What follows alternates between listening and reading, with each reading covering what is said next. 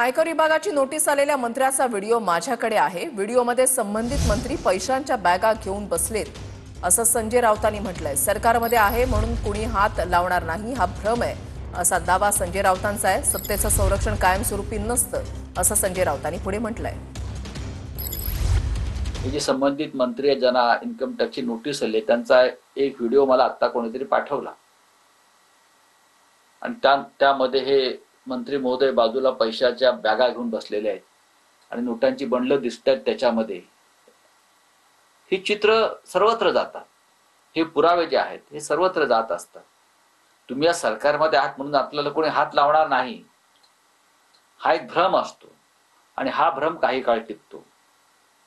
योग्य वेळेतच हे सगळे पुरावे कुठेतरी गोळा होत असतात आणि त्यानंतर त्याच्यावरती कारवाई होत असते। ती सगळ्यांवर होते, त्याच्यापासून कोणी वाचत नावं, त्याचा बचाव होत नाही।